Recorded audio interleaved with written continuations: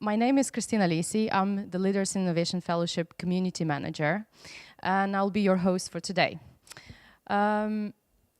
So during the last 2 weeks, our participants from China, Turkey, and Egypt have been learning a lot about building a business.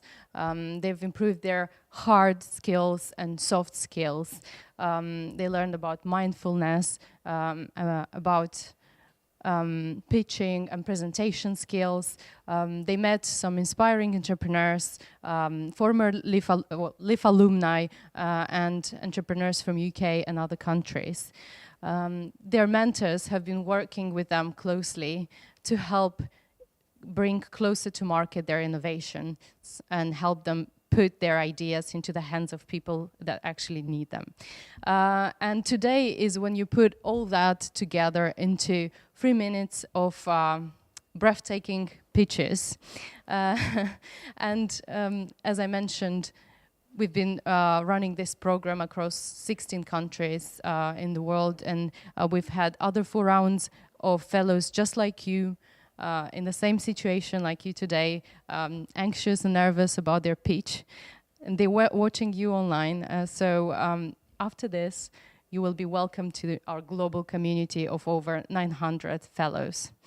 So I know it's nerve-wracking to present in front of a distinguished audience, especially in a language that's not your first language, in English. We are all mindful of that and are excited to see your pitches today.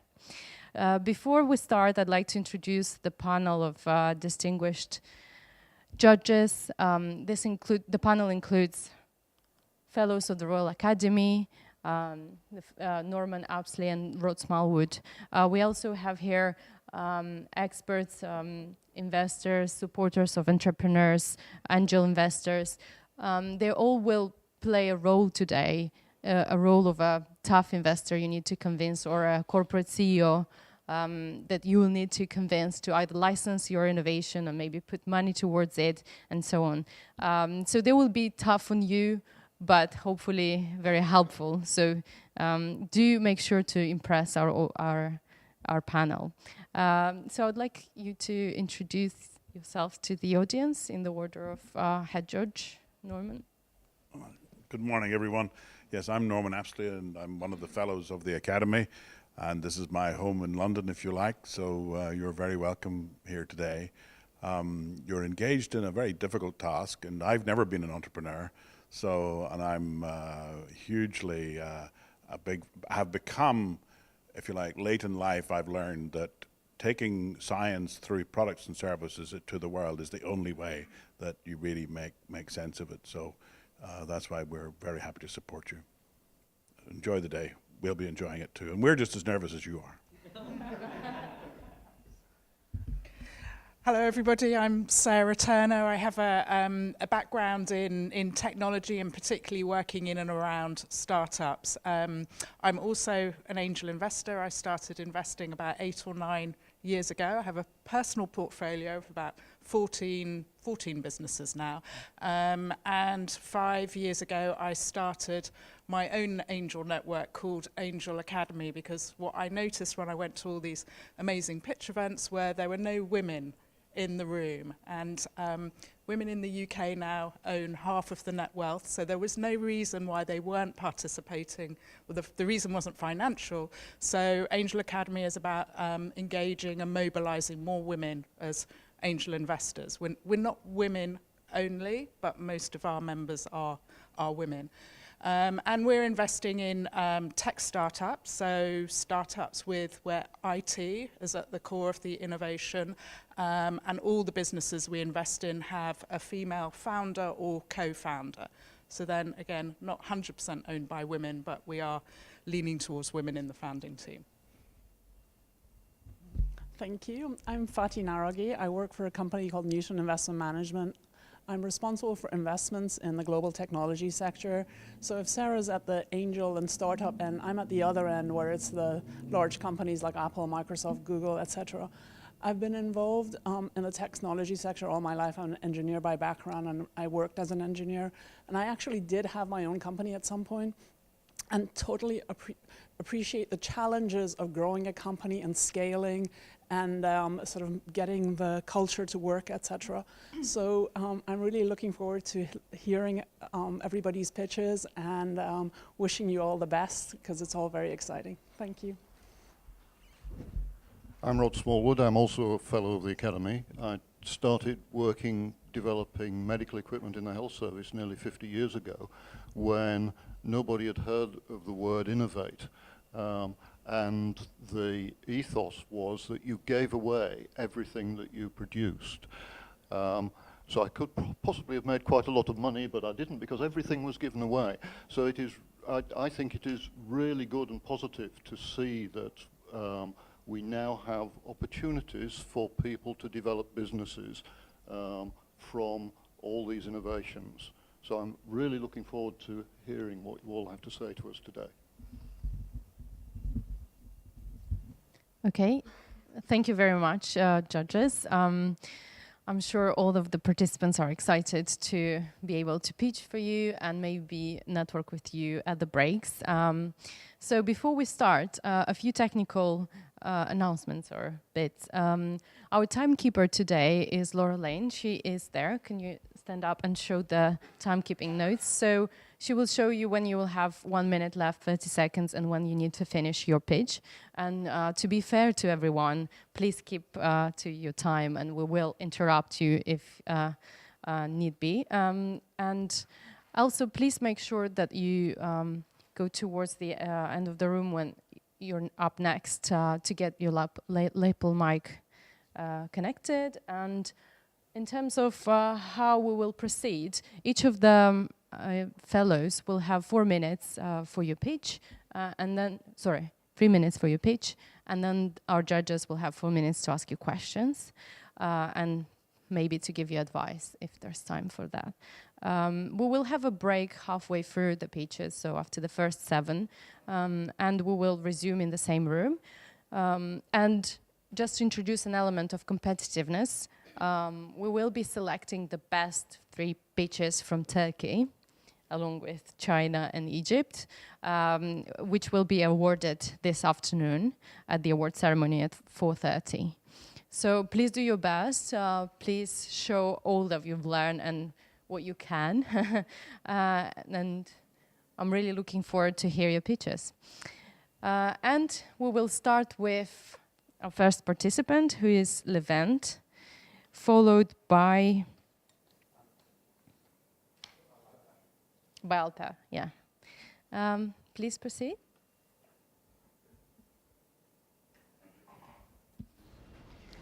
Thank you. So we will start when you're ready to start. Okay. Is there any problem? Voice? Okay. Hello, everybody. My name is Levent Yavuz. I am coming from Turkey, as you know. I am working as a research assistant in Abdullah Gül University. Now, today, I'm going to introduce our project, eye movement-based remote controller. Let's start. Sorry.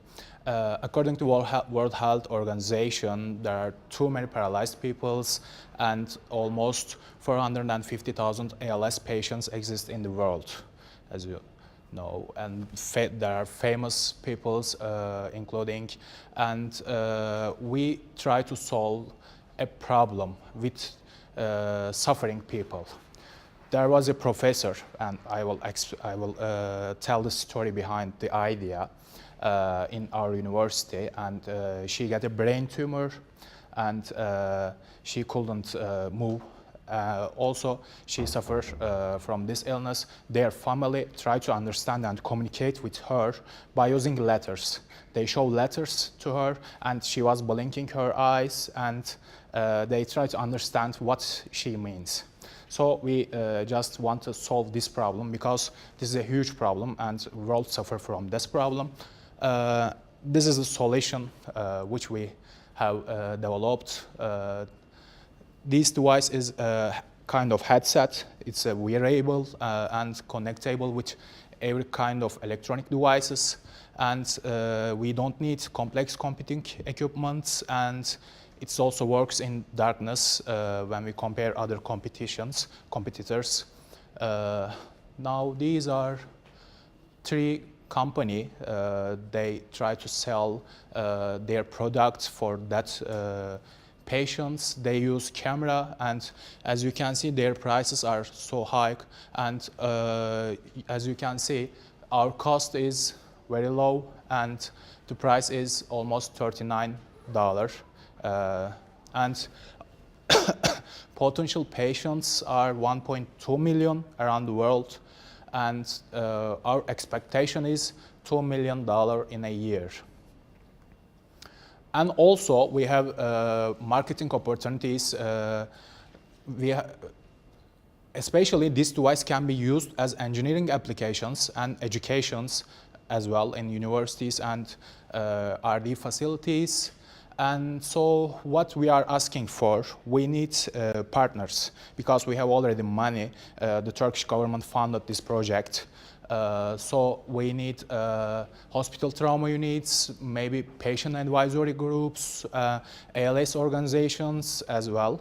So we are looking for the access. And if you want to bridge with us and patients, please help us. And this is our team. Thank you so much. Thank you very much, Levent. So we'll start with the questions from judges. Anyone who's ready? Yeah. Thank you very much. That was very interesting. Thank you. Tell me, how do you actually market, how could you market your device to all of those people? Market? Yeah, how do you sell the device to How do the you people sell? who need it? The question is, what will they need, or? No, how will you get your product to the people who need to use it? So if they're paralyzed or ALS patient, they cannot move their body and they cannot talk. They can just use their eyes. So thanks for this device. No, I'm sorry. I was just going to. I think the idea is to sell through partners. Can you tell us a little bit more about your go-to-market strategies? Yeah, So yeah. Partners that you. Actually, yeah, you are asking partners, right? For now, we don't have any partners. We are looking for it, and actually, we didn't think about the prices. What will we give for the partners, or what will next for us, waiting for us. But our first aim is we just try to help peoples. And this is a really social impacted project. And at first, we don't catch money for that project. So we are looking for partners. Of course, there must be a profit, but we don't calculate for now. Very interesting. Just a clarification, how you compare the prices with other competitors. Yeah. Can you comment on training or how easy it is to actually use this device? Yeah. There's an element of cost there as well. We are working on some patients groups in our university. Some neurologists help us for that, and we talk their families as well. They need some particular needs. So we try to solve their needs. And let's say, at first, they need to access their family, because when she or he gets up on sleeping and she cannot say anything, she cannot move anywhere, and she needs or he needs to send a message or call someone, so she or he can do it easily. What product testing have you done? Testing, actually this is a prototype. So this is a prototype, and we are working on it 2 years. We are testing almost 3 or 4 months, maybe. And with with paralyzed people. Yeah, with paralyzed people and ALS people. We have time for one last question. Yeah. This is focused on the eye movement because of your problem. Would it work for other neurological signals, you know, hand movement or? Actually, hand movement is okay. Your neurons come from your back from here and go to your body, and if you get paralyzed or traffic accident, your neurons not work. But you can use your eyes because your eyes neurons are not connected with medulla, so they can use their eyes easily and consciously. There are no problem. Okay, thank you very much, everyone. Let's give a round of applause for them. Thank you. Next up, Alper. Come over. Thank you. You can test it and tell me when you're ready to start. It's working. Okay. You ready? Yes. I'm a textile engineer, and I'm going to tell you the truth today. I don't like making traditional clothes like curtains, carpets. I want to make smart textiles and intelligent textiles. And let me explain you what I mean. For example, imagine that your t-shirt is measuring your heart rate and collecting the data and sending this data wirelessly to your doctor. This is amazing, right? This is why I have established Vironix company to make smart textiles. My project is based on EU-funded research, and I have developed elastic conductive yarn. I call it EcoYarn. EcoYarn is a patent-pending technology, and it is electrically stretchable, it is washable, and it can be easily woven into light, comfortable, and breathable textiles. The best thing about EcoYarn is it is the only product in this having all these features in single yarn. So imagine that you are making a sports clothing and it has some electromuscle stimulation system inside. So you need washability and stretchability. The fabric needs to be breathable and comfortable at the same time. So you can make it if you are using your EcoYarn. And you can use it in many other applications. For example, you can use to measure the vital signs of a prematurely born baby while keeping it comfortable and warm. Or you can make wearable screens. You can use it in military applications, wearable games, or fashion tech products. Just take a look how amazing the market opportunities are. The market is growing really fast. It's growing really rapidly. And in 2023, in next 4 years, market will reach over $400 million US. So the question is, how are we going to make money from this market? I know how because I have a great product and I have potential customers. I have built a research consortium and I already met with these fellows around Europe. They are wearable tech producers and they know me and they really like my product. So they will be my future potential customers. And today what I am asking from you is invest in my company $250,000 US. With this money, first I will develop an industrial scale manufacturing process for the EcoYarn. And then I will use the 100K for sales and marketing. And finally, I will have a commercially available product. In conclusion, I believe that you should invest in my product because I have a unique product with in a fast-growing tech market, which within I have strong partners and technical expertise. Thank you so much, and I will be happy to answer your questions. Thank you. Great presentation, Alper. Thank you. Thank you very much. It seems to me that a key interface is between your yarn and the electronics. Yes. How durable is that interface when you're washing? That interface is a completely different issue, and it's a big issue too, and people need to solve that. But in my case, my focus is just the yarn, and I'm making the yarn. And to test, for example, I have some demonstrations. I didn't show it, but oops. Can we go number? Where is the 8? It's on 8. No, go 8. Yeah. For example, where is the BB-8 robot? I just saw it. 14 maybe. Yeah, 14, sorry.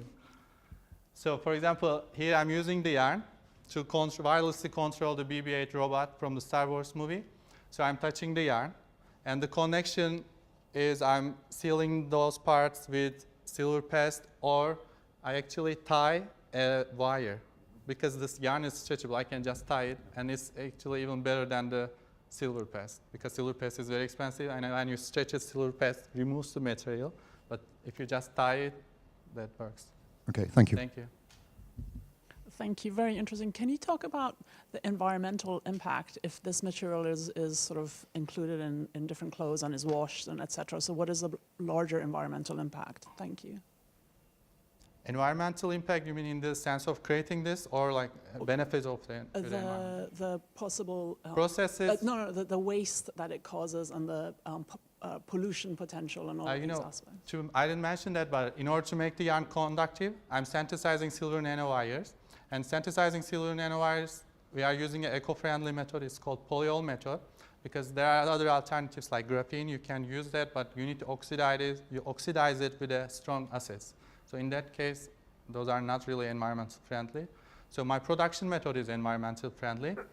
And in the West, I think you need to have a specific procedure for recycling this kind of materials, because it has some metals.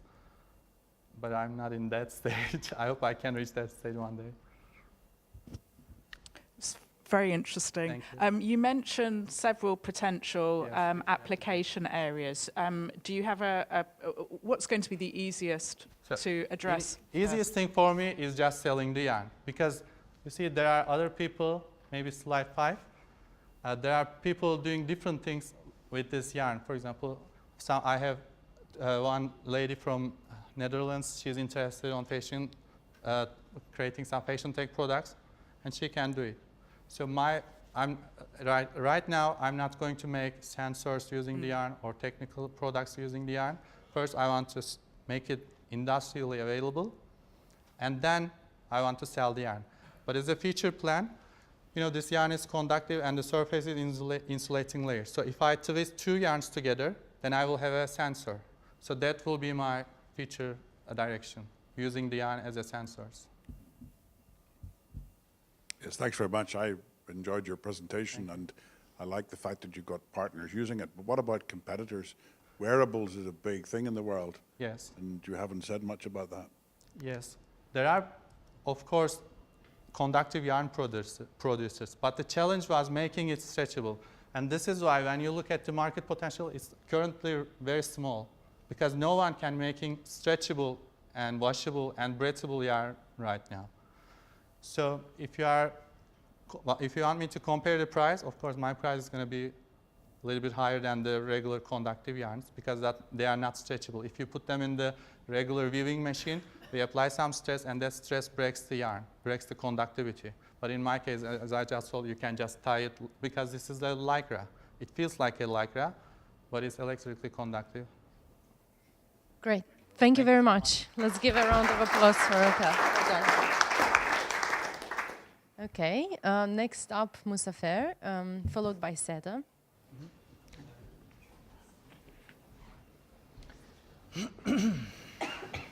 You ready? Yeah. Good luck. Okay, thank you. Okay.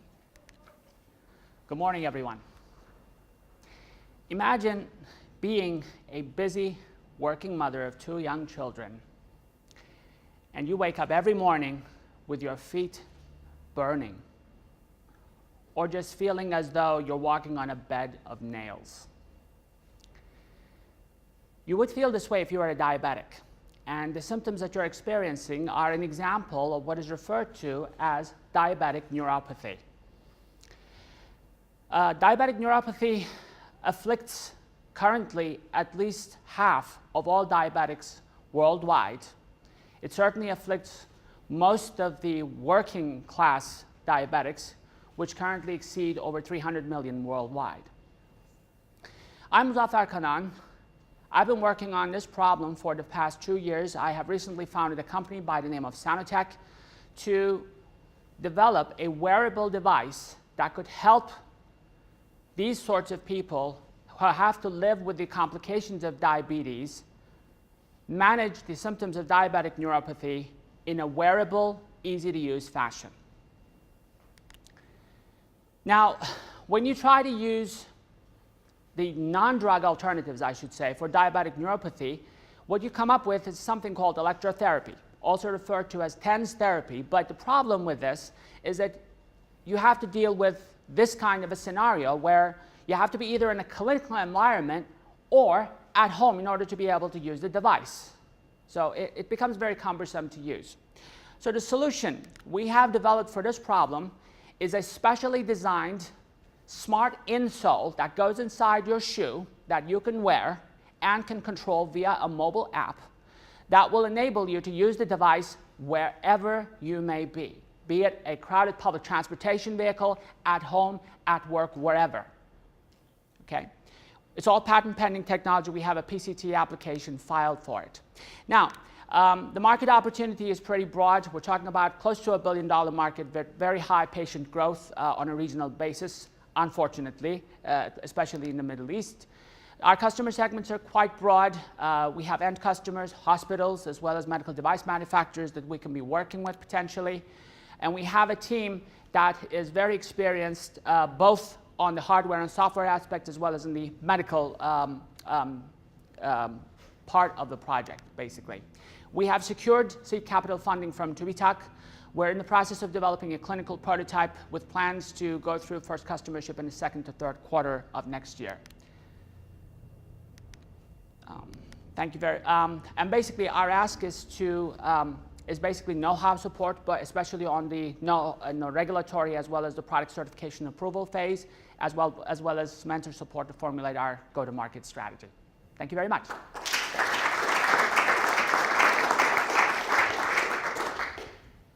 Thank you very much. That's a very nice idea. You actually put on your last slide what I was going to ask you about, which is what regulatory approval do you need for this device? Do you need any regulatory approval? Yeah, well, this is actually one of the things, to be honest with you, that has been worrying us the most. And at least based on the initial analysis that we have done, we will require at a very minimum ISO 13485. We'll need to put in place a quality management system and a few other things besides CE approval that we're going to need to go through. So we have investigated, to be honest with you, to see if we can possibly circumvent that process by not having it classified as a medical device. And it sounds like we're not going to be able to do that because, at least based on our initial analysis, it seems that the device will be either a Class 2A or a Class 2B device, which means we'll have to go through the full process. So it's going to be a bit challenging, but that's exactly the reason why we want more expert support, because we want to know what we are facing right up front. Thank you. Can you talk about the cost difference between the one that you mentioned and the one that the competitors, and what are the other aspects, the other beneficial aspects of your system? I mean, mobility is obviously one, but are there other aspects? Well, the principal value, the principal component of the value proposition, because I think that's what your question really is talking to, is the fact that the device is wearable and that it is easy to use, essentially. And the fact that it improves accessibility of the device to a wider patient group. Because one of the things that we have found from the limited market analysis that we have done thus far is that sometimes people have challenges in accessing these devices. If they're having to use them on a clinical basis, sometimes they have to wait in line for weeks or months in order to get an appointment and go there. And if they are busy working parents, it's a little bit tough. So we think that that's really one of the bigger values of our value proposition. So. And route to market, you mentioned direct to consumer and then through, Yes. Which are you going to tackle first? Because I think it's going to be difficult to do all three at once. Yes, well, initially, at least the initial piece of sage advice that we have received during this training phase was, at least for your initial group of early adopters, sell direct. And we think that that's a very good piece of advice, and we intend to follow that. So Direct at least initially, but once we've found that there is pretty much a repeatable sales model that we can replicate, then I think that's the point when we can sort of outsource that to other partners. I'd like to question your IP strategy. I like what you've done. And I'm slightly surprised that given that TENS is well known, yes, and in one sense what you've done is put it into a different part of the body in the shoe. Yeah. So you say you've gone to PCT, which implies that you must have a grant in Turkey. Well, no, not at the point. We have actually done the application in Turkey, yes, and we have done a PCT entry soon after that. So it's in process at this point. But if I've got it right, Turkey then will have said that this is a valid invention, and will have done that, before you can go to PCT. Maybe it's not the same as here. Basically, I'm surprised because effectively you're disclosing it, okay, without having done some of your medical checks, which might need a change. So that's why I'm questioning it. Does that make sense? Yeah, it does. The only thing, of course, was that we felt the need to provide some amount of protection around the device, at least in the initial ideation phase. And we feel that the market potential is strong enough to the point where we feel that a PCT entry is appropriate at this point. So now, of course, whether it will be granted or not, obviously we have no way of saying right now because the application is still relatively new. Right. Thanks so much. Thank you very much. Let's give a round of applause for Mustafa. Thank you. And next up, not a medical device, a completely different solution from Seda.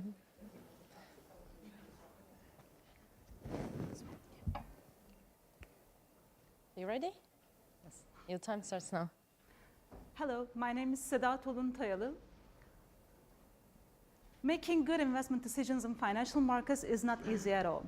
So what if I told you there is a decision tool that outperforms the existing ones in terms of achieving higher returns? Let's think about the pension funds. We can easily see the reflections of the investment decision problems in a pension fund system, a private pension fund system, especially in volatile markets such as Turkey. The real returns of pension funds in Turkey was actually a loss of 4% in average in the last 5 years. Our solution is a decision support software that for strategic fund allocation that improves the investment performances. Our software involves mathematical and data analysis techniques, works for all types of assets, and does backtest automation. So our process is easy and fast. The portfolio manager selects the parameters in the interface after logging into our servers. Then our algorithm retrieves the data on financial assets, runs, and reports the optimum allocation of funds to the selected assets. Looking at our competitors on a broader scale, on a global scale, our strengths are our advanced tools that we use and also our integrated approach to portfolio management.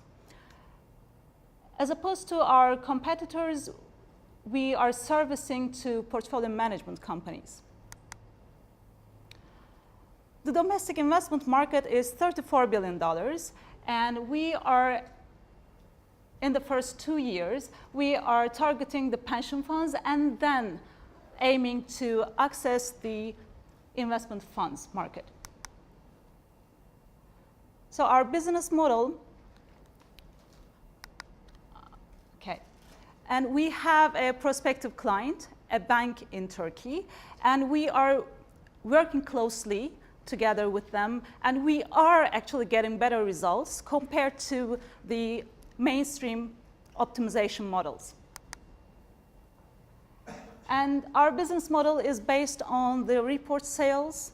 So at the third quarter of the first year, we are reaching the break-even point, and our plan is to have the prototype in 6 months And until then, we have the generous government grants and incentives. So as a company, we are strived to transfer our academic studies to practices, and as a team, we are experienced in both software development and also mathematical model building. What we need is a business advisor, and if that sounds interesting to you, I would love to have a talk afterwards. Thank you.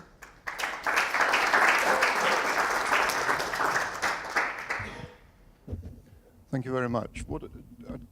I wasn't clear what your business model is. Are you selling software to these companies, or are you running a service for the companies? We are running a service. We are selling the reports, which is the output of the software. Thank you. Very interesting. My question is, as you know, there are a lot of companies trying to do this, small ones. But the challenge is always, if you have a better way to get a return from the market, the question is always, well, why aren't you using it, or why isn't your client using it? Because these arbitrage opportunities tend to be sort of short-term and constantly changing. So I can't, to be honest, I can't quite understand the long-term business model, because the sustainability is very difficult to continuously outdo the market based on algorithms, because the algorithms always change.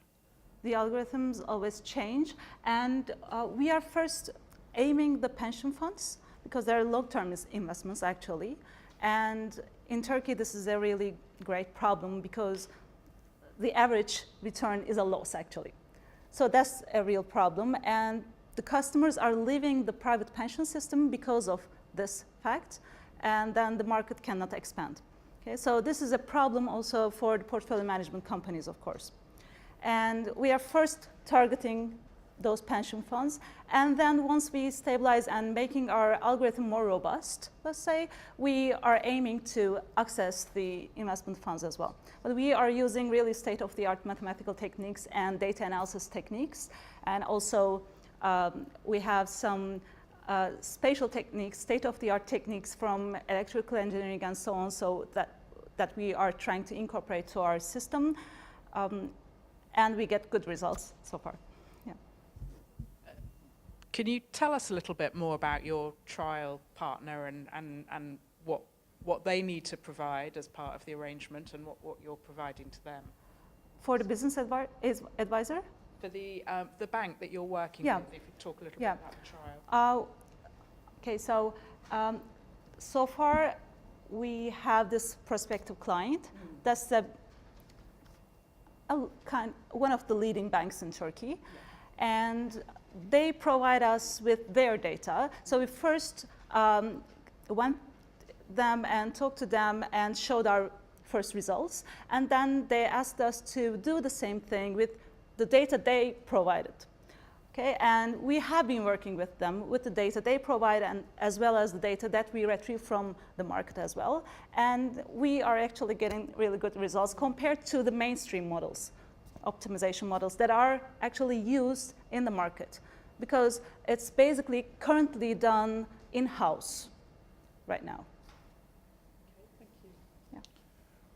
I guess my question, because I'm not familiar at all with fintech, but it's similar to Fatty's, that it's a field in which your own performance is a measure of how good you are in the way it works. So I do understand that you would have used this national problem at a big bank to fund your work, but will you not have an offering which goes to an individual who can make an easy choice?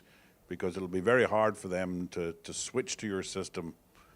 That'll be a big, long decision time. That's why we need the business advisor. And we are developing our model also for trading. Okay. So yeah, we are going there to that direction as well. Thanks so much. One last question, if there is any. Oh no, we're out of time. Okay, thank you very much, Seda, for your presentation. Okay, and next up, Duygu. Thank you. Are you ready? Mm-hmm.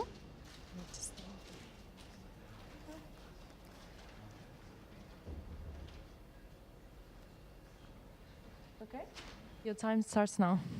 Good morning. I am Duygu. I am a newly minted CEO running a company which is focused on developing fast and elegant methods to measure human bodily fluids, one of which is cerebrospinal fluid. Cerebrospinal fluid has vital roles in maintaining healthy brain function. The pressure levels of cerebrospinal fluid is used as a diagnostic tool in situations of brain infections, brain surgery, and holds the potential to be a diagnostic tool in neurodegenerative diseases. I would like you to imagine a little girl with a brain infection. The doctors require the need to measure her cerebrospinal fluid pressure levels, and they perform lumbar puncture to do this. They use a spinal needle to reach her cerebrospinal fluid and measure the levels of cerebrospinal fluid pressure. There is a greater chance that she may have a brain damage or die, not because of the doctors or the hospital, because of the poor and inefficient conventional method that is spinal manometry, which requires 30 minutes to get a correct cerebrospinal fluid pressure level. And it requires a large needle to be inserted into the spine, and the manometer and the needle will be in contact for this half an hour. Imagine the infection risk. Our company developed the first technology, which is a disruptor, and decreased the 30 minutes time to 15 seconds. And our device is never in contact with the needles. You just put the device under the needle, capture the droplets, and we enable the doctors to use a small diameter needles. What are we asking for? We are at the stage of, we have the IP, we have the startup and a prototype. We are asking for strategic partners in order to carry out the regulatory process and pilot customers to do the clinical trials. Why would they prefer us? Well, we are high in speed, high in accuracy, we provide minimal invasiveness, a low infection risk, and our device is non-disposable. We provide a digital readout, and we lower the complication risk that may arise from the conventional method. The market is huge. The medical device market is a huge market. So we are in the process of analyzing the market. My device falls somewhere in between medical disposable markets and the medical device market. There are about 400,000 lumbar punctures performed every day in US only. Imagine that we could just put our device under the needle in these measurements and get a cerebrospinal fluid pressure level, which will open a whole array of diagnosis and research. My team is experts in the field of medicine and entrepreneurship. Thank you for listening. Thank you very much, Duygu. Thank you very much. That was very interesting. During the break, I'll tell you some history of lumbar punctures. I would love to hear about that. How long do you think it's going to take you to get to the stage of having regulatory approval? So that's a very good question. I hope to get it done within Turkey by the end of this year. So then I will seek out strategic partners overseas. Mm-hmm. Very, very interesting. Can you talk, you said you have done prototypes. Can you tell us what the progress has been with the prototypes? How many, what this is the second prototype. And I aim to get, this is in A5 size. It's too big right now, but it's working. I aim to get a design partner in the design field and get it as small as a cell phone. Mm-hmm. So, really, really interesting. Seems genuinely disruptive as well. Can you tell me a little bit more about, I know it's some way off yet, but your go-to-market strategy? Who will the partners be to get this to the market? So in terms of getting it to the market is indeed the easiest part, because we have a really strong sales in the healthcare in Turkey, and I have connections in my team. And also during the LIFT training, I made connections to make connections. So it's more about getting the pilot customers and getting the interest for those out there. So if you are interested in my work, please reach out for the clinical trials if you want to try it, of course, after the regulatory process. Just on that, have you presented at international conferences in your field? I haven't yet. I plan to. Okay, so it's still not really disclosed to the medical world. It is disclosed to the medical world after our patent application because there is a paper. But at that time we didn't have the second prototype yet, so we weren't that advanced stage.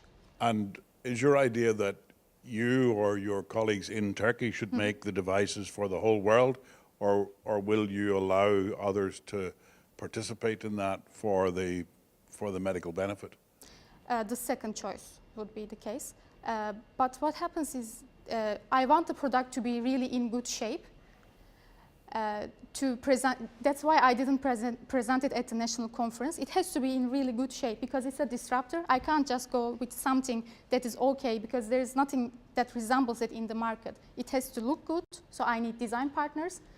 And then I will reach out to the customers to do that.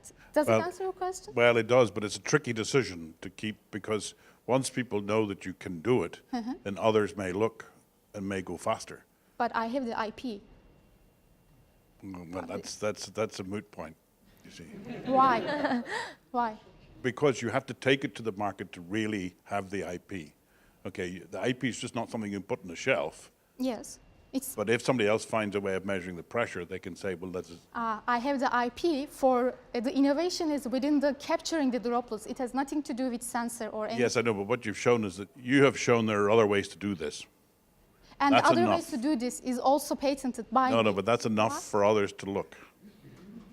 Let's cut the camera. So speed to market Exactly. is important. And the So then I have to be in rush and too. the more parallel you can be in taking it out to the world, they need to know that you will license them. Will you be interested to help? Sure. but that's, I mean, it's about speed. That's the essential point. Speed is more worthwhile than a patent filed on a bookshelf. So the second prototype, I had just printed out from the 3D printer the day before my departure to London. So that's the speed. Very good. Great. Thank you for your advice. Before I leave, I want to remind, to the judges and the guests. So right now, our imaginary little girl still has that huge needle in her bag. Until the end of the third speaker, she will still have that. Thank you. Thank you. Okay, well, that's fascinating. Lots of disruptors here. But next up is Ilker.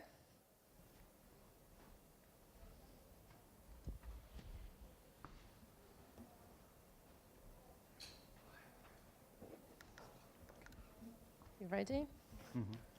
Hi. Hi, I am an architect and a software engineer.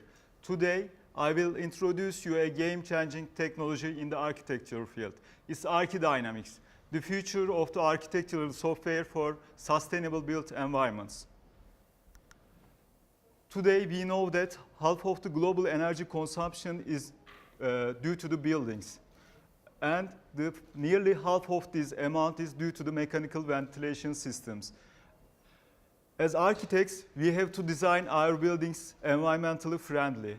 It's not a nice to do. It's just must have. So as an architect, I have researched for all of the existing softwares in the market, and I have seen the complexity of the problem. First, architects normally outsource this type of analysis to the consultancy companies. It's not cost or time effective. Let's think about that. The architects can use the engineering softwares and not outsource the analysis. But in this case, engineering softwares are too complicated to be used by architects. Their graphical user interface never reference architectural practice. Ladies and gentlemen, let me introduce you Archidynamics. It's a real-time, fast, robust algorithm. It's easy to use, it's cost-effective, and it has a very unique particle-based algorithm for the first time in the market. You can see a real-time natural ventilation analysis on the left side of the screen. It just works in real time. No need to wait for simulation times anymore. How it works? This is a very unique cloud-based data gathered into one complete bundle. We are using Google Search API, OpenStreetMap, Energy Plus, which is the software of US Department of Energy, and last, Microsoft Bing to get the topography. Most of us know the Trafalgar Square. Let's put a tall building into the heart of the Trafalgar. You can easily see the effect in the airflow change. I really wish to have a pointer, but you can see acceleration and the channel effects and the vortex effect behind the buildings. It really affects the pedestrian discomfort. So if you doesn't solve the problem, then it will cost too much to you. It all started with a brilliant business idea. Then we took a grant from TÜBİTAK. Then we started to sell the mobile software. Now we're ready to sell the desktop version as well. The market is very big. It's nearly $500 million today, but it's growing with the biggest rate. And the architectural software market has the biggest pie in this market. We are asking for 500,000 angel round for the initial investment. The 30% will go to the business development and 70% will go to the software development. We aim to get $1,000 average fee at first. By 2021, we will project to have $10,000 million. Thank you very much for your interest. Thank you.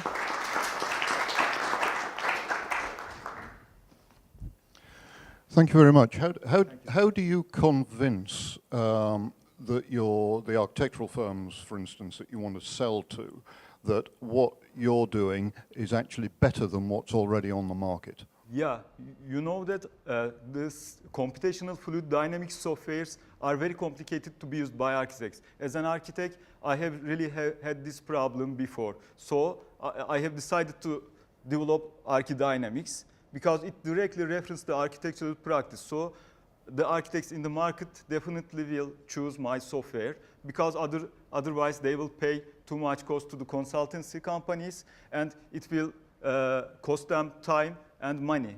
So as an architect, I will definitely select my solution, because it's working in real time, no need to wait for long simulation times, you know, and it's cost effective. And you can optimize your building forms in real time. The orientation of the building according to the wind, you know, the mechanic, to implement natural ventilation system, to reduce the energy consumption due to the mechanical ventilation system, which uses electricity or fossil fuels. So it has a very big socio-economic impact. Yeah, thank you. Again, very, very interesting. I was curious that you said you actually started off with a mobile app, because I would have thought because of the complexity and the screen size just wouldn't lend itself to mobile. Have you explored the freemium model? Because that, in terms of go-to-market and the channel, it tends to be an easier... There is a freemium model. At first, user has a 1-month trial license with full features. Then they are prompted to be paid to continue the journey with Archidynamics.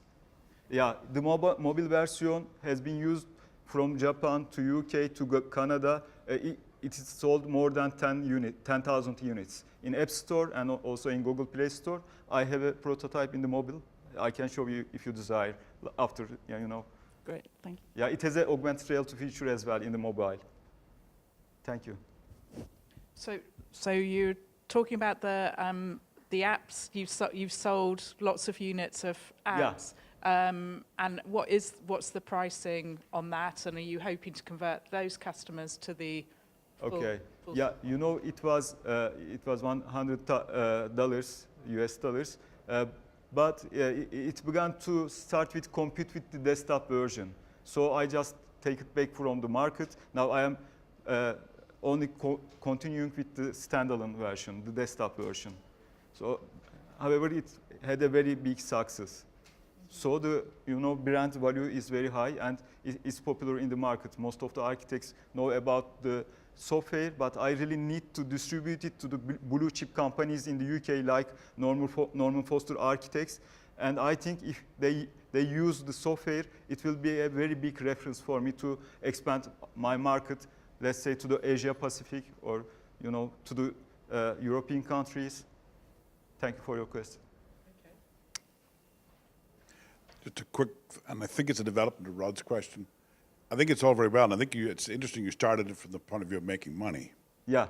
But the key over beating the proper software is verification. Yeah. I mean, have you got verification that Exactly. that your vortices are correct? As an academician, I have also conducted some numerical and experimental validation with the market-leading softwares. For the numerical analysis, I have used ANSYS Fluent. It's a market-leading software, but it's $60,000 US. 60,000. Yeah, it's very big, cost for an architecture company, and even they cannot use it. So, on the other hand, I have, conducted experimental validations in the wind tunnel laboratory. We have a wind tunnel laboratory in the Istanbul Technical University. It's directly open to me. I am, leading it. Okay, thank you. Thank you for your question. Thank you. Thank you very much, Ilker.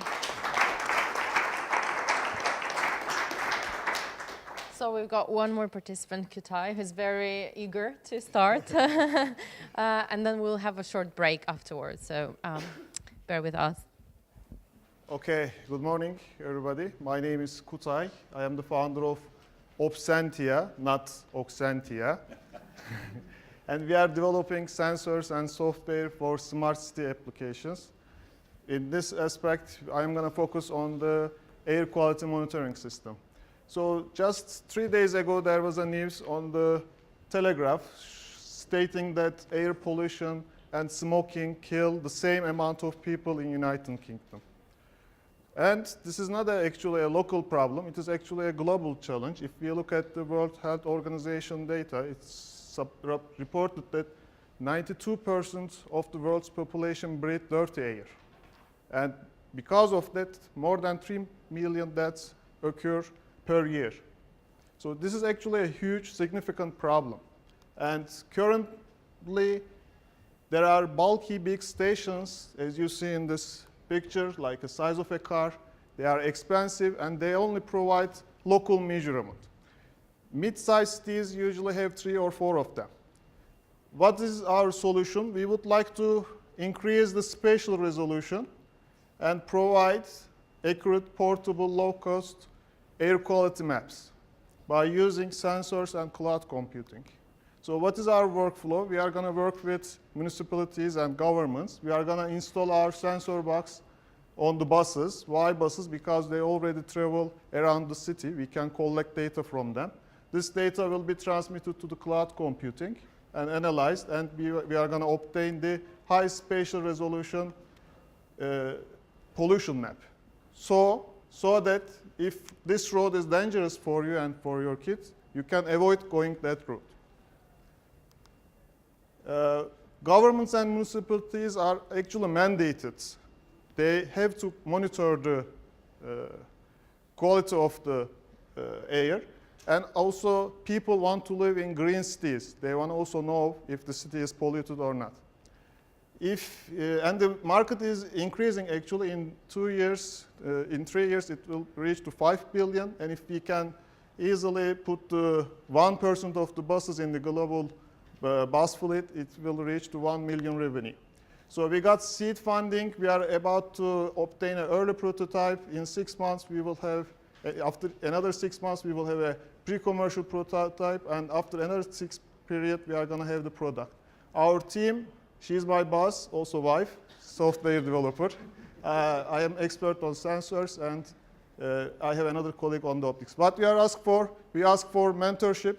We ask for network and collaborators because we are going to test our system in my city. I would like to test it also in UK. And we would like to reach to stakeholders and influencers. Great, thank you very much.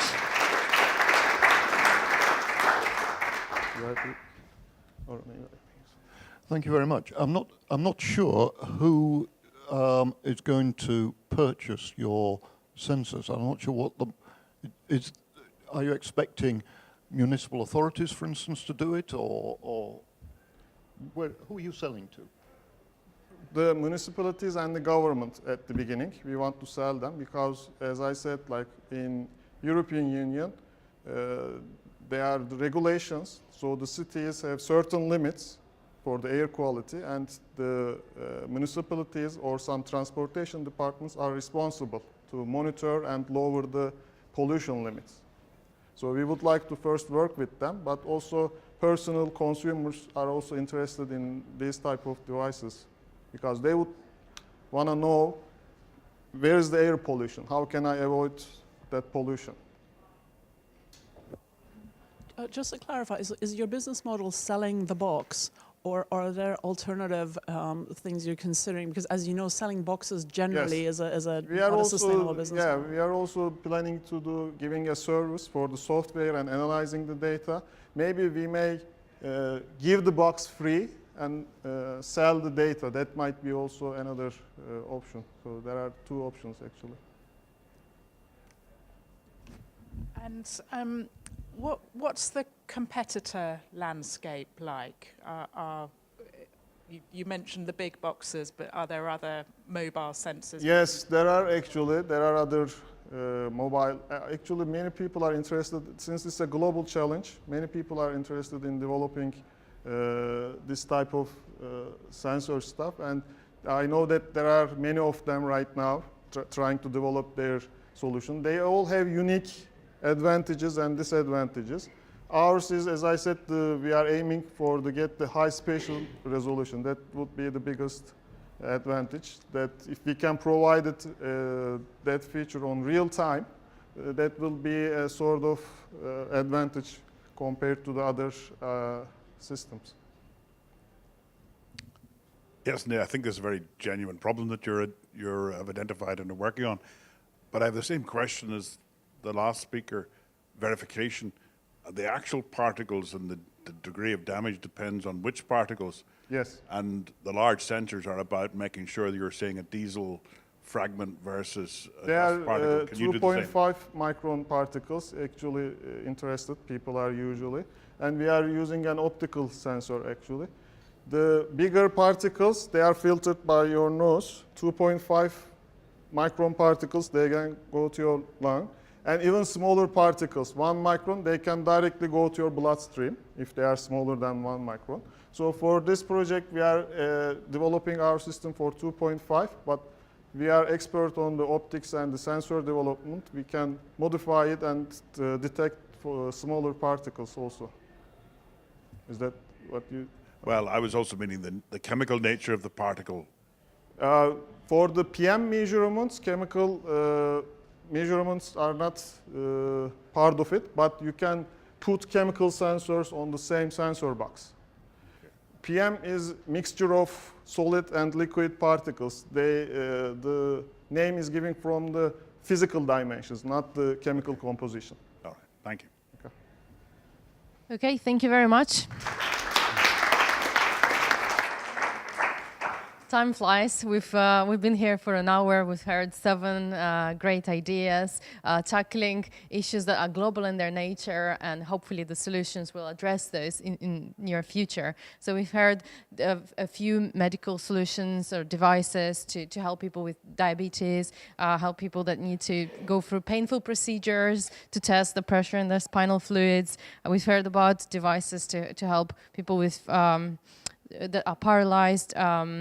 We heard about smart textile solutions, software solutions to help architects build more eco-friendly buildings, and solutions for air quality measurement.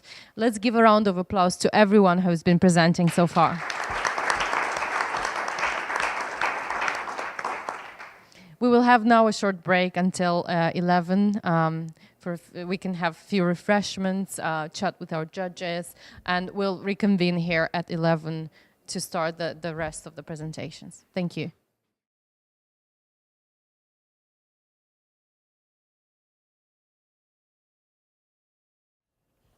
Welcome back, everyone. I hope you had a nice break and had the start of very interesting conversations, which I invite you to continue during the lunch.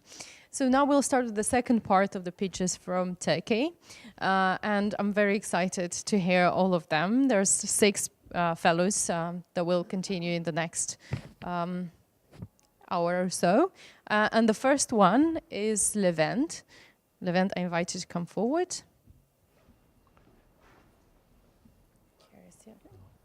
Whenever you're ready, we can start. You ready? Ready. Good luck.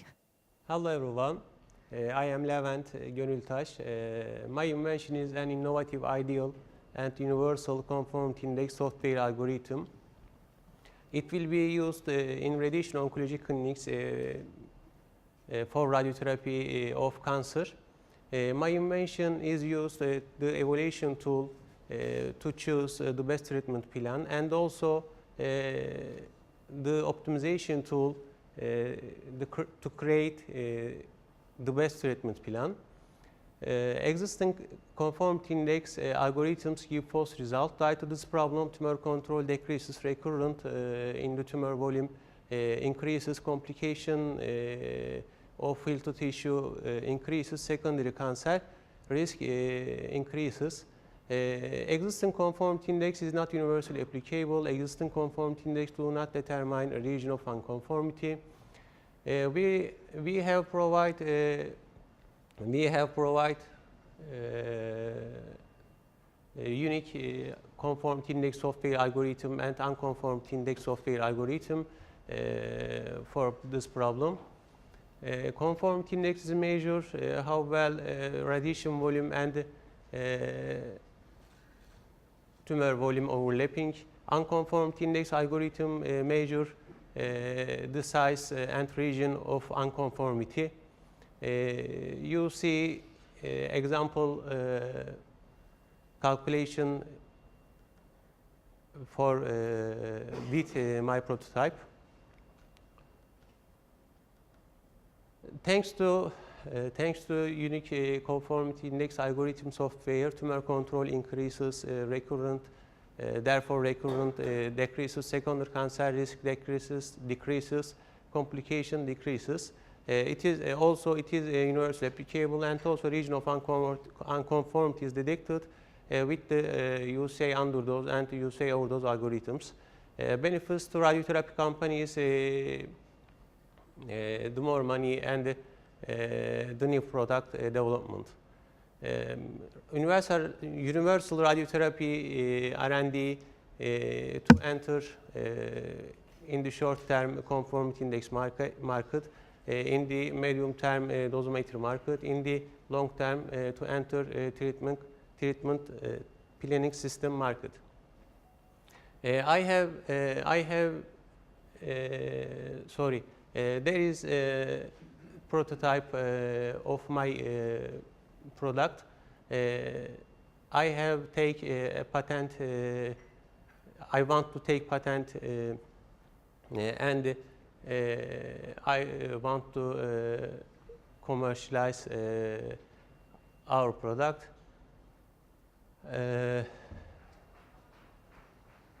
As seen, cost profit table, main product and our other products. We have a treatment planning system machine. We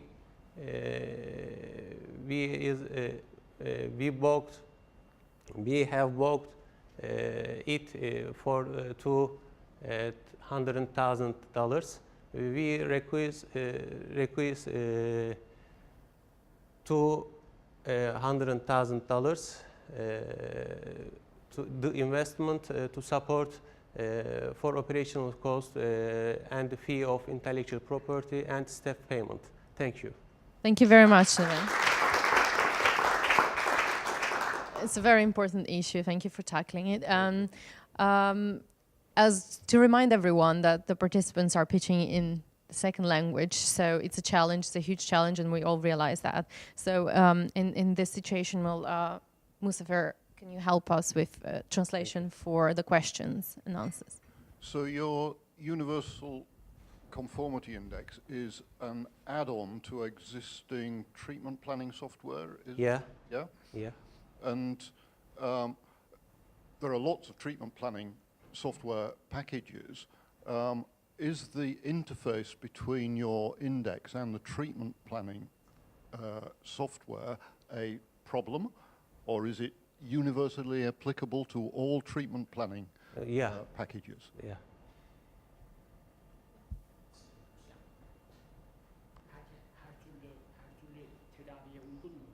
Yeah, evet. Yes. He says it is universally applicable. Right. Okay. Thank you. Thank you. It's not an area I'm very familiar with at all. But just to understand, when you do an add-on to another product, do you potentially bring liabilities because the existing product has its own, it's a medical treatment, it's high risk? What potential liabilities do you add by putting an add-on even though it's for conformity?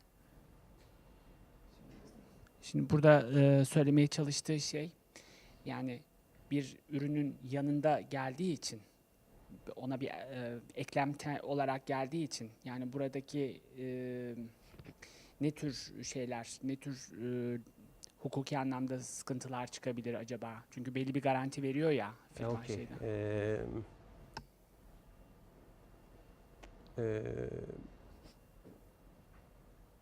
Zaten onlarla beraber çalışacak, tedavi planlama sistemleriyle beraber. O tedavi planlama sistemini yapanlara satacağız biz bunu. Okay. Okay. He's saying that they will basically sell their solution to the manufacturers of those devices, and it's basically going to be a collaboration arrangement. So that anticipated my question. What progress have you made in those discussions? Sorry. Can we take the question again? What progress have you made in the discussions with the device manufacturers so far? Cihaz üreticileriyle yaptığınız görüşmeler ne aşamada? Zaten bu tedavi planlama sistemini satan Varyan o şeyi $200.000 desteğin bir kısmını onlar sağladı zaten. Anladım. Yani sağlıyorlar şu anda, destek sağlıyorlar ve destekliyorlar size. Okay. Well, apparently a company by the name of Varian has already provided some amount of this $200K investment that our innovator is asking for. Okay. Varian Medical Systems. Okay. Essentially, I have no further question because that was what I was thinking about. Have you got a partner? And Varian's a very good partner. But the question will be for you, I guess. Varian will want to be exclusive, I guess, and exclude, say, Philips or yes. some other. Are you happy about that? Şimdi Varian'la beraber çalışıyorsunuz diyor. Ama Varian bir noktada tek partneriniz olmak isteyebilir. Başka cihaz üreticileriyle de beraber çalışıyor musunuz veya çalışabilir misiniz? Ana ürünümü 4 tane büyük firma var.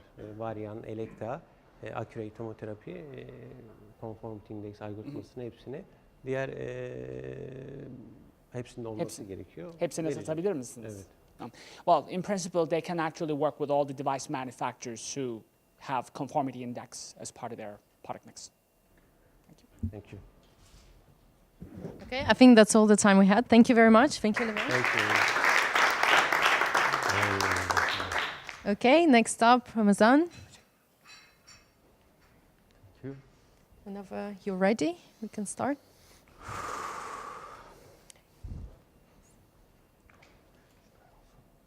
Like this is the audience as well? Everyone is the audience. Okay, yeah. Hello to the online audience. Everyone is the audience. Hello. Okay. Good morning, everyone. I'm Ramazan from Medimac.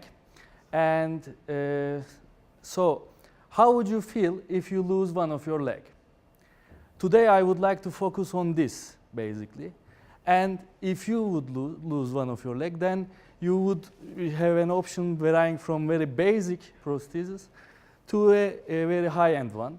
But still, since you are losing your knee and ankle joint and there is no connection between them, you wouldn't have a push-off. You would walk very slowly. You would put a lot of effort even for walking, and you would have unnatural walking. As a consequence, you would be invisible in the society, and you end up maybe not even using your prosthesis. So we have a solution, VoltMech, which is energy recycling self-powered prosthesis. This is the first trial we have done. This guy just jumped on it without any training. he was able to walk with comfortably, and even he was able to walk about 7 kilometers per hour, which is almost running. So it was impressive for us. And we built two testing prototypes till so far, one adaptive one and the other is fully passive. And the third one, which is active, is under design, which is we designed, but we would like to make a prototype. And since we have also ankle inside, so we can actually provide transtibal prosthesis as well. So that's a side product we have. And we are in the product development stage, and we ask for clinical tests, regulatory and marketing, so which is translation this product into market, 500,000 pounds. And we ask for collaboration, especially with application centers, to do our tests. And if you look at the market size, globally, there are over 30 million people with an amputation each year. With an amputation, sorry.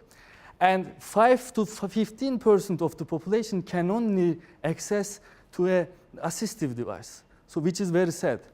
And if you look at the biggest market in the world, valued market, which is US, due to its diabetes population and war casualties, and diabetes is one of the major reasons of amputation, and they have almost 26 million people with these vascular diseases. And every year, it is expected that 185,000 people getting amputation. And if we look at the competition, and these are the biggest challenges of an amputee, and when we look at them, actually the prostheses in the market are not able to capture all of this. And we actually provide with WalkMac top of the 6. And with WalkMac we provide speed adaptation. And on top of that, with WalkMac Active, we provide stair climbing assistance. In the company, my brother is the CEO and I am CTO. We have 2 R&D engineers. And this is the summary you can take away. Thank you. Thank you very much, Ramazan. Thank you very much. That looked very impressive. Who are your competitors? Like the biggest rivals are Osur and Otobok, but passive ones, microprocessor controlled ones, and powered ones, there are a variety of options, but mainly from Otobok and Osur, basically. They are the biggest prosthetic companies in the world. I wouldn't say that they are my competitors. Maybe they would be my partners. But basically, we would like to stress more the needs of an amputee rather than to have a device that is mass producible. Our idea is to have personalized prosthetics. And if I generalize it, personalized assistive devices. Because there are also people who need assistive devices rather than prostheses. And we are also developing them. So in terms of competition, since I don't see this as a product, but let's say a limb, I don't want to say that I compete, so there's a market that's actually uncomfortable to me, but I would like to actually work with all the patients, more personalized manner. Thank you. Again, incredibly impressive. Rod, my question is, from what I understand, the market is actually quite fragmented, even though you mentioned those two, because a lot of companies seem to be working in this space. And just in terms of go-to-market, what ways have you considered that may be different from the normal sort of competitive routes? That's a great question. And in prosthetics, actually, this going to market strategy should be revised again, because since we are talking about now personalized devices and prosthetics is on top of them, like this is top on the list. So we are actually working with application centers. We already agreed with them for our clinical trials in Turkey in 3 different cities. And we directly go together with their patients and also patient in the loop system. If that works all well, then I would like to, because we are also building a software for our application centers. So I would like it to be open source, so anyone can use. Thank you. So just to clarify for me, you're not going to be manufacturing the limbs. Yeah. You're licensing your invention. Yeah. Okay. So at the moment we are outsourcing. Yeah. And also, ideally, I would prefer going on product development and R&D for other devices, and let manufacturers do which they are the best. So like everyone should do what they are best. And are you in discussion with any manufacturers about making your... At the moment, no, we are basically building test prototypes, but for the product development case, we will come to that stage, hopefully. Okay. Thank you. I guess my question's a follow-on. I mean, you've trademarked all those different attributes of your designs. Yeah. So what's your future? Are you putting out to be the world's best prosthetic designers? Or are these particular, are you going to go into other areas afterwards? Or do you want to make your money from the licenses from these alone? I would like to actually sustain our company in the R&D of assistive devices. So at the moment we are also building knee exoskeleton, knee and ankle exoskeleton. So for healthy people and also for paraplegics or people who have muscle weaknesses. So we would like to continue on our development business and let people like manufacturers do that, so we access to the world in this way. I mean, that's a strategy I would call the Dolby strategy. So Ray Dolby had a tight lab, which became excellent in audio things and simply made his money from licensing the double D. Is that your model then for your trademark? At the moment, yes. At the moment, yes. Thank you.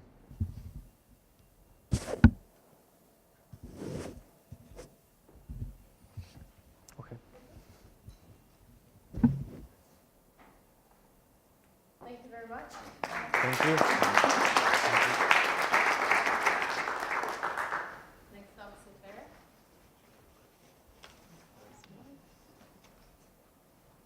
Ready? Yes, I'm ready. Okay, good luck. Good morning, everyone. My name is Sefer Bora Lisesivdin. I'm a professor of physics and the founder of a newly founded company, BRCs, and this is our team. And think for a moment, you are living in a developing country, and you cannot buy a proper high-grade scientific equipment, and also maybe you cannot reach a proper one. So how can you conduct your experiments? How can you do research? So we believe this is an important problem, and there are over 1 million researchers in the developing countries, and many of them cannot access a proper access to this scientific equipment. So why it is important? If you can provide a proper access to these people, they can build a whole scientific and technical culture, a community around them. Also, they will provide and improve quality of life around them. So, let's take a moment, and I want to ask you who loves this gorgeous album of Pink Floyd, Dark Side of the Moon? Yeah, okay. This reminds us maybe good memories, and but it means something, another thing to me. White coming to a prism, and it separates to its parts. It's the heart of my product. So it reminds me my product. My product, the first our product is an optical spectrometer.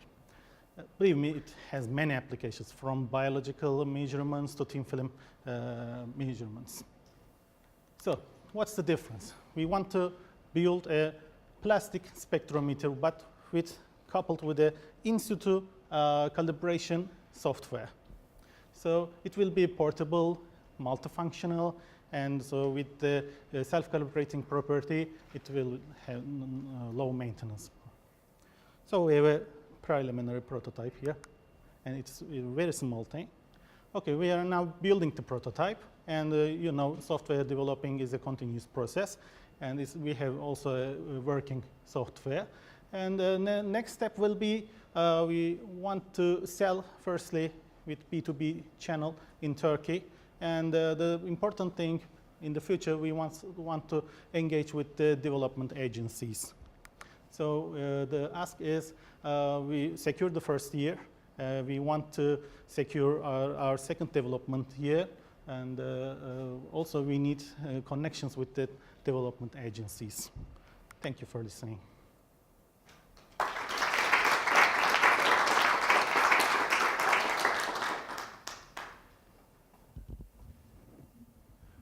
Thank you very much.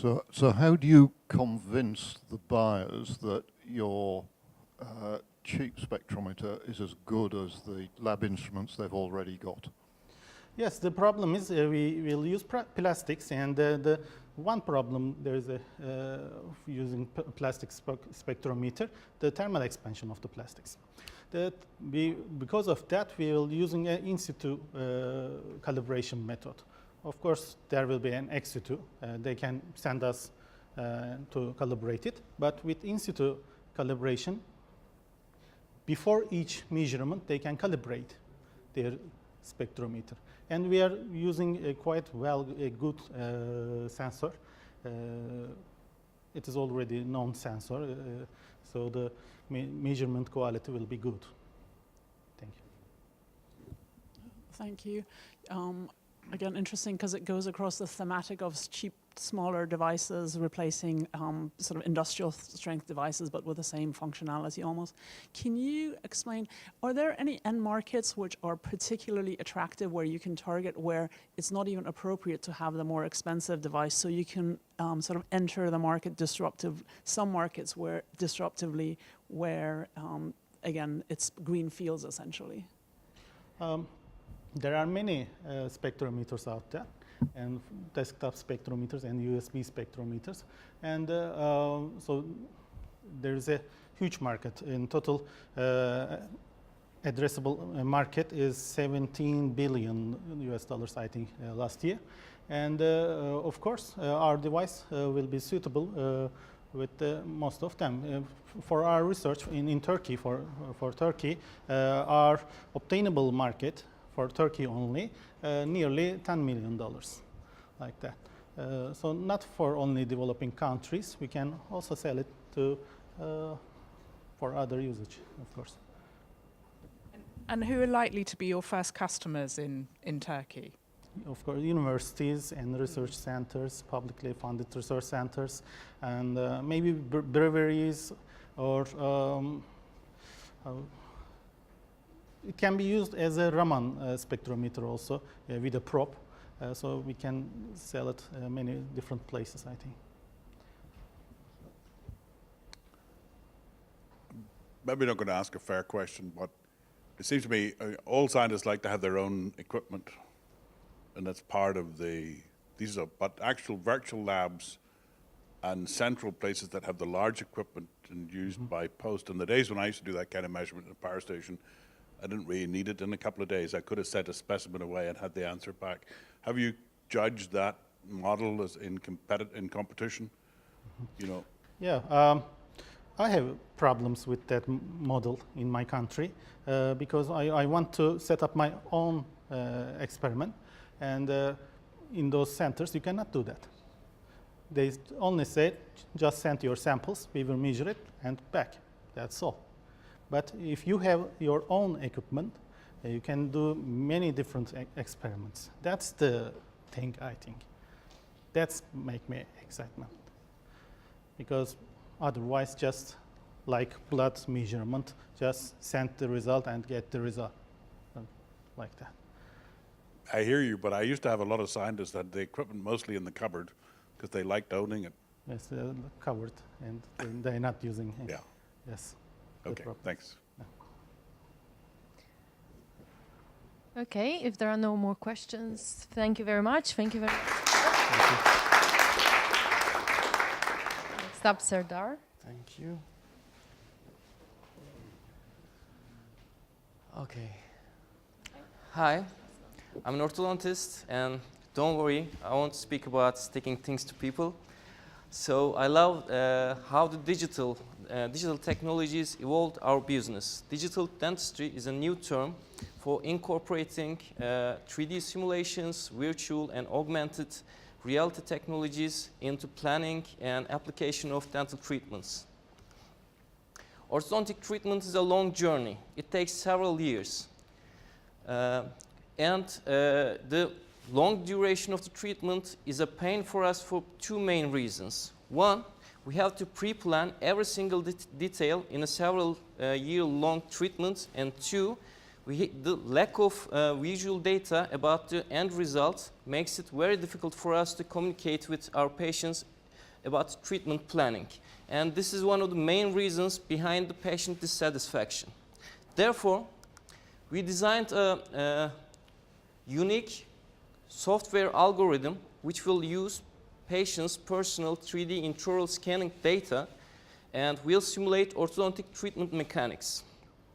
This way, the dentist will be able to obtain the treatment results in a few seconds and optimize the treatment planning according to the patient's needs. And the dentist may also discuss the forecasted treatment result with their patients if they want. Our team was formed in 2018, and we have a project grant from Turkish Society of Turkish Scientific Society, and we're planning to finish our working prototype in this summer, and the final product will be available early next year, and we're planning to take the advantage of being the first in the market. Our main marketing strategy is to start from Turkish market with direct sales to medium to large dental hospitals, and then expand into European market. There are over 20,000 orthodontists in Europe. The global dental software market is rapidly growing. It is estimated to reach a $4.2 billion line in 2027, and Europe holds approximately 1/3 of this whole market. We're aiming to establish key strategic partnerships with medium to large dental hospitals with multiple practices, with private practice orthodontists and dental schools who will trial and be the beta testers of our early technology, and the early obtainers will also have the benefit of joining in the customization period of our product development. Thank you. Thank you.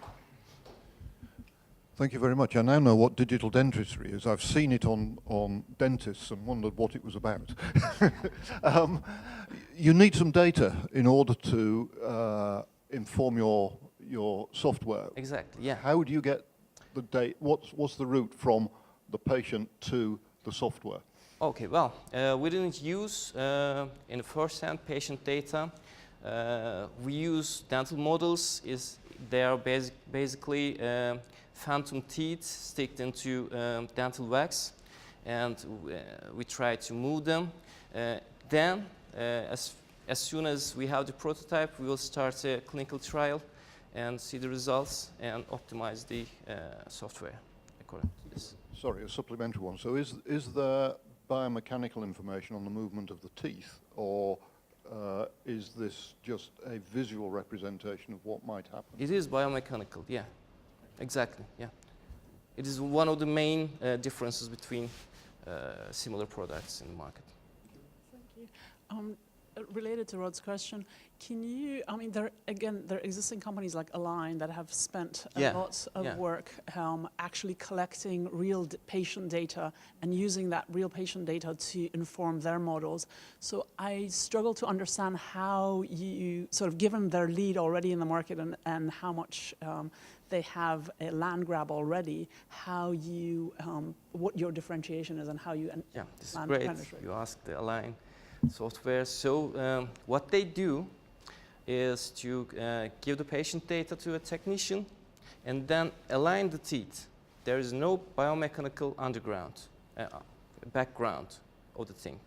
So we're planning to automatize the whole process with placing simulation of brackets, with placing simulation of fixed orthodontic treatment mechanics. The Align technologies do not place any mechanics. They only simulate, they don't simulate, they only align the teeth and see the end result. And you need a technician to do this.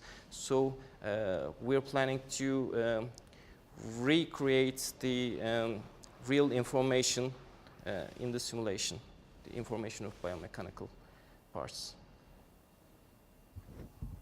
And do you, your route to market is through partnerships with dental hospitals. Do you have anything in place yet? Not yet. As soon as we have the prototype, we will try to get in touch with the hospitals in Turkey. Okay. I have some friends, some private practice Yeah. practice friends. They're interested in the software, but my aim is here. Firstly, the big market, bigger market, large companies. It's sort of, from your pictures, it looks cosmetic. Yeah. The rationale for doing this, which, in a sense, wouldn't score high. It might score high commercially, but not in our competition. Okay, which has other aspects. Are there diseases that you can help with, or are conditions that this would really change? I don't know. Yeah, it is mainly. It looks cosmetic because we need the information to discuss with the patient too. This is one of the most important aspects of our treatment. It is basically aesthetic treatment, the orthodontic treatment, but it will be an important tool in diagnosis of the problem and treatment planning.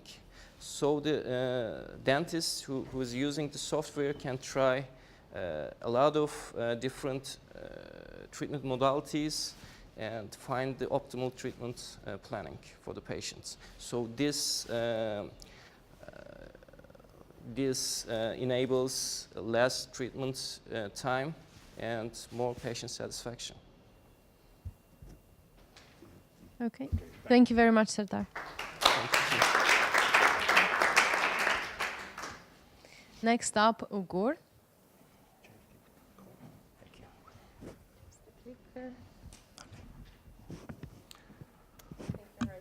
Yeah, I'm ready. Okay, good luck. Thank you. Hello, everyone. My name is Ugur Uzuner, and my innovation is about non-carcinogenic and low-cost bioformulations developments as alternative to toxic fungicides. As you may know that we have been using lots of fungicides in our agricultural applications, and beyond that, it brings us lots of environmental and ecosystem problems, and the global market of the fungicide is right now is about $16 billion US, but it goes up very fast, and it's expected to reach to $26 billion US by 2026. And using the massive amounts of fungicides in agricultural systems actually brings lots of problems and health issues because they are highly carcinogenic or toxic, and it causes mostly the cancer and different types of cancers. And this is the NIH report for the 2018.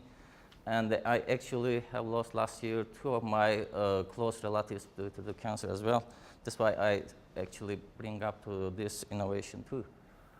And not only the cancer is the side effects of the fungicides, there are also other environmental aspects of using fungicides in agriculture. It totally affects our environments, our lands. Even in your drinking water, you might have some fungicide residues as well. And another issue is about the fungicide residues on your agricultural products, which can directly cause cancer when you consume it. And normally the current fungicides kill the fungi by using their toxicity, but as our product, which is called this protegion here, biologically inhibits the fungal growth by targeting their developmental stages at actually precise to the early stage development. And unlike current fungicides, it doesn't have any toxic chemicals or carcinogenic synthetic compounds. And this is our team, very well oriented and highly specialized about the plant pathology and microbiology, also plant physiology. And we have done the marketing analysis already, and most of them are highly carcinogenic and highly cost, coming to the farmers with high cost. But our protegion is bringing outstanding advantages to the market, also the farmers and growers, because it's non-toxic, non-carcinogenic, it's highly environment friendly and highly scalable, and it can show its activity for a long time. And currently, as a Pros Biotechnology, we have been performing R&D studies, also the plot scale production initiations, but we also wanted to serve as some social services for the growers as well in the near future. And we wanted to get our product into the market as soon as possible by taking some fundings from the national and regional farmers associations, also the government funds, and some funds from the international countries, because it's a really big issue, and we wanted to establish our large-scale production facilities by 2023. And we have very wide range of customers in the market right now, all of urban and rural farmers, growers, drug retailers, or agriculture drug suppliers, and Turkish crops organizations, and painting producers. Right now we are in the phase 1, and we have also some promises already for the investment. We need a little bit more, but what we are looking for at this moment is that we have been looking for around £5 million investment for the 10% equity share, because we plan to obtain the 5% of the global fungicide market share by 2023. Thank you, Ugur. Thank you so much for your attention. Thank you. Thank you. That was very interesting. It's not an area that I know anything about, so I don't know what regulatory barriers there are to introduce. We have a very unique idea about passing through the regulations, because we will not use any GDO organisms, but we have GDO organisms, but we will use their products only. So we will not add any additives or protectants inside of that product. We have several biomolecules, highly efficient, highly stable, and it can show their activity only just targeting to the fungi. It doesn't have any relations or interaction with the human body proteins or something. So does that mean you don't need any regulatory approval in order to introduce it? I need to get some regulations to use this agricultural drug for the to sell it, because we still need some legislations, but it's not carcinogenic, so it's going to be easier than the other competing products in the market. Thank you. Way beyond my depth of knowledge, Yes, but fine. as a consumer, we're all very concerned about what's happening to the food supply chain. And how do you convince us that your product doesn't have a whole bunch of issues that it's totally protein derivatives. First of all, it's totally protein derivatives, and if you produce large amount of those protein bio cocktails, so that you can use it in everywhere. Those are proteins and don't have any other targets in your body or on humans. So maybe you saw already that the toxic compounds kills the biodiversity in the arable lands and kills all the microflora over there, and then the soils becomes so almost dead. You just give the nitrogen and phosphorus into and then grow just the GDO products. So, but we wanted to reduce this pollution in the environment. That's why we are standing here, actually. And I know it's still early days, but how are you going to acquire your first customers? They actually insist on us right now in our region, because we have some regional problems already. We have products called as hazelnuts. It has a really serious outbreak for the fungal disease development, and we have lost around $400 million last year as a product lost, just for the hazelnut. And this problem actually is all around Europe, already available. So there are lots of people are interested. Some people are eager to invest on this product already. Thank you. This looks very important, but I don't know anything about the field. Yeah, it's totally about molecular biology and metabolic engineering. Yeah. That's why I cannot give the details. No, that's all right. That's all right. Sorry about that. No, my question really relates to, you've already got European Horizon 2020 funding. No, we will look at for, it's for the... I thought you said that it's for the 2021 goal. Okay, but my question was going to be then, in principle, you have access to the regulators in Europe, and surely your way forward is to show the others you don't need to give regulatory approval to the toxic ones. If you yes, but firstly we need to perform our initial tests in our region, and whenever we show that it's efficient, it's highly protective against any fungal disease. So we will go ahead to the European Union and just tell the government's agencies or funding agencies that, okay, this is working. So it's going to be much easier than any toxic or carcinogenic compound. I would remember that each DG has a little bit of money they can use themselves. So any DG that's very interested in this might well choose very quickly to use you as an example. Yeah, okay, we will try that. Thank you so much for... Thank you very much. Thank you very much, Ugur. And the last but not the least for today, Mustafa.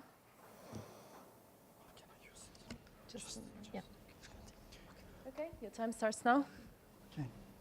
Hello everyone, I am Mustafa Kahraman. I am an assistant doctor in Istanbul Medical School in Istanbul University. Smart medication dispensing system. It is a smart system for diabetic patients to help them avoid making mistakes in using prescribed medication. What's the problem? Diabetes is a chronic and metabolic diseases, and diabetes leading cause of many complications. Kidney failure, ischemic heart diseases, like that, and vast majority of diabetic sufferers require oral agents. Wrong, unnecessary, ineffective, and high cost medication use, various problems in all over the world. Actually, management is very important.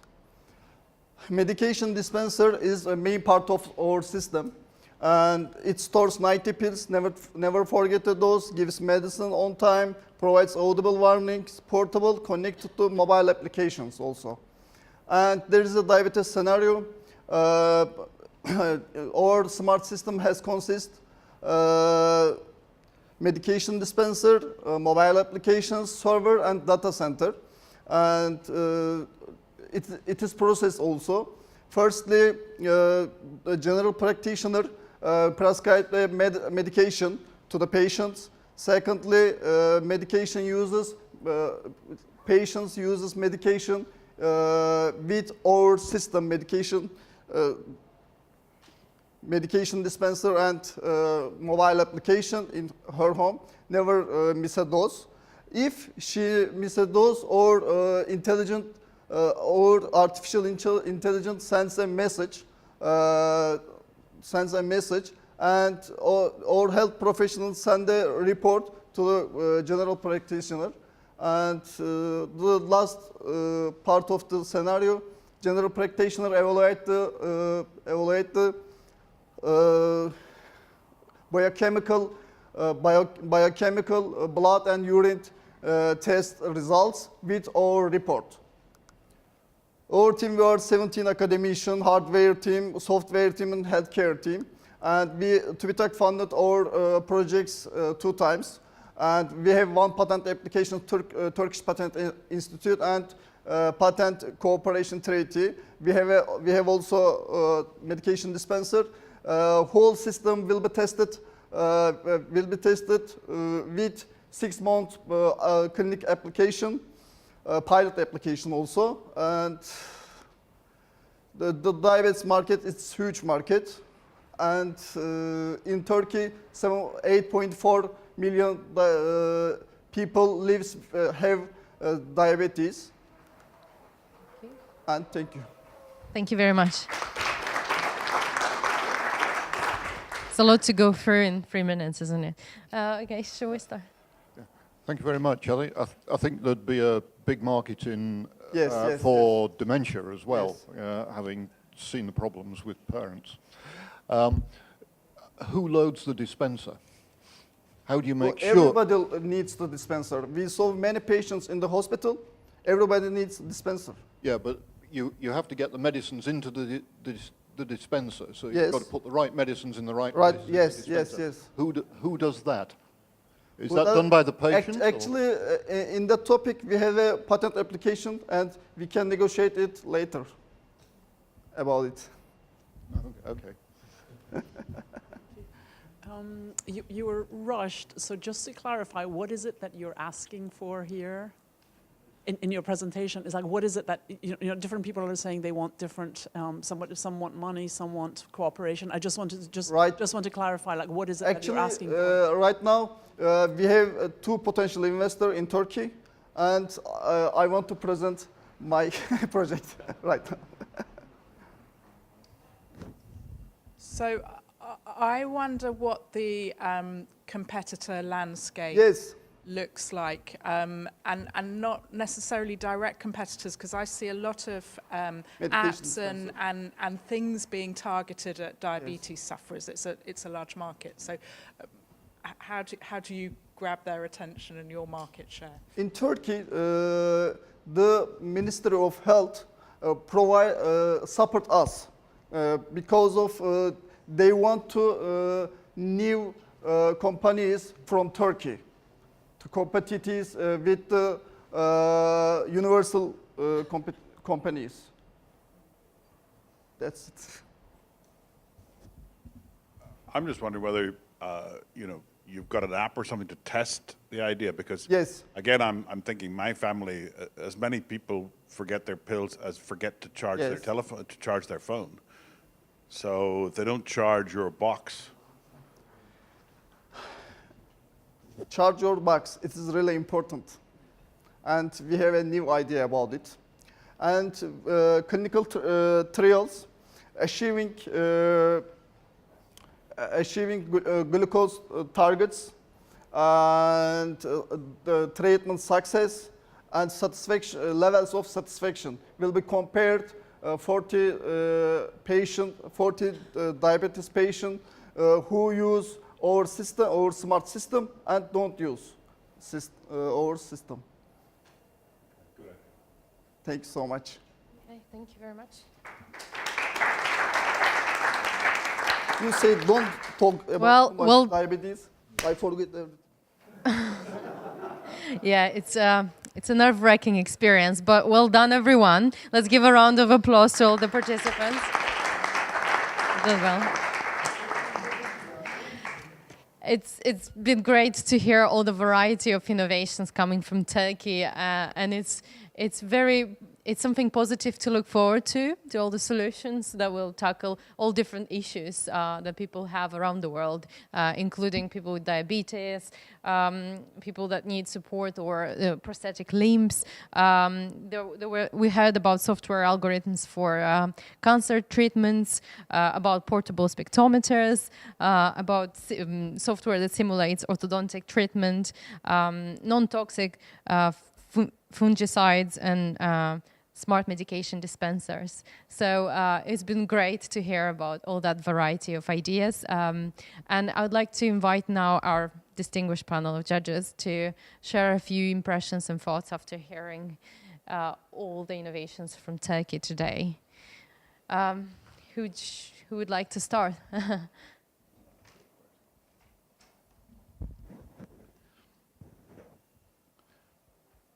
Well, I'm going to say something that I've said 3 times, actually, in the 3 times I've done this, but it's actually very genuine in every case, that it's been an absolute pleasure all morning, and the skill and passion with which you are attempting to get your innovations into the market is really mind-blowing. And remember, what we say about it is nearly irrelevant. They're just thoughts. It's the market that will decide. And the route that you are on is to take it to that market. And that's going to be much harder than the actual science that got you to this point. So you're going to need all the help you can get. And my piece of advice is to remember, the business world is different from the academic world. The academic world has a lot of competition You're very anxious that colleagues don't know what you're doing, etc. Okay? Business is different. Business is about collaboration and about making partners, and it's about the personal skills involved in that are crucial. So that's we're here to help, and I wish you all good luck.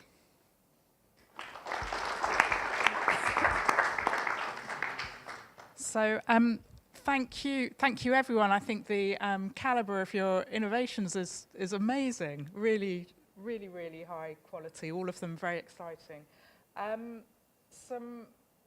Just to really follow up on what's been said. You know, you're now starting. I'm not an academic. I'm a commercial person. So I think you will need to start thinking a little bit more about the competition, the market opportunities, and talking in those terms. And one thing I noticed is the project titles that you all have all are very academic to me. So and it's easy to say, but it's a really hard thing to do. But I think, you know, synthesizing your value proposition in the title of your project would be really helpful, especially when you start to talk to people from the commercial world. So.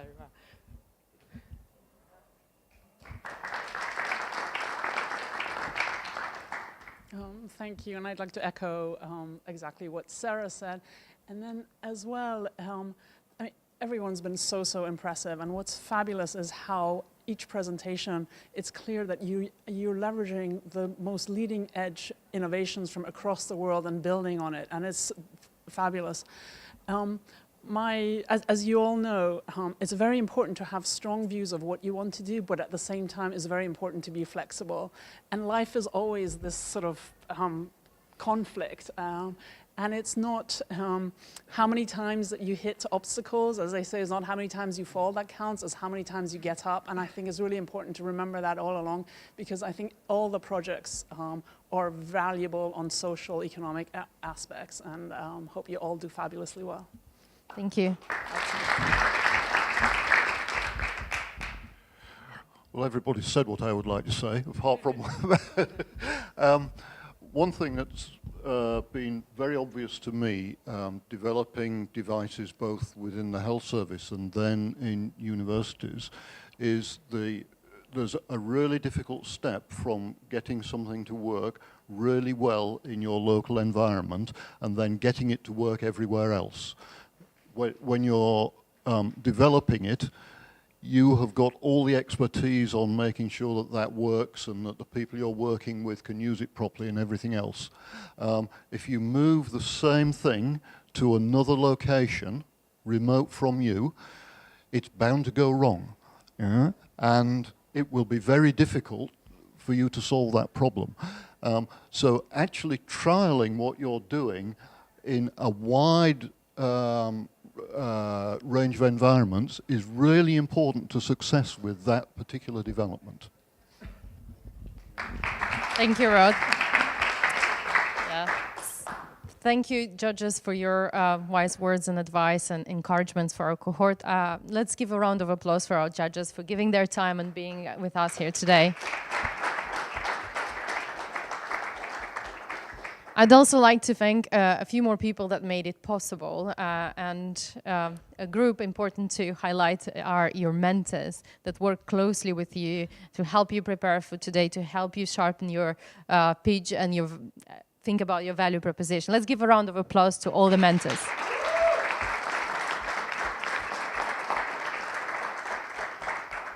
And as well to people who supported us through the pitching today, Lauren, Michael, let's give a round of applause, Micah. Thank you very much for everyone who has been watching us online. I do encourage you to get in touch with our fellows. I know that there are so many other ideas around the world and other LIV fellows that would like to work with you. And I encourage you to build those bridges. Do follow us on the @Range Global handle to see who has won the competition and to see who are the best pitchers from Turkey. The results would be announced today after 4:30 at the award ceremony. Thank you very much for following us.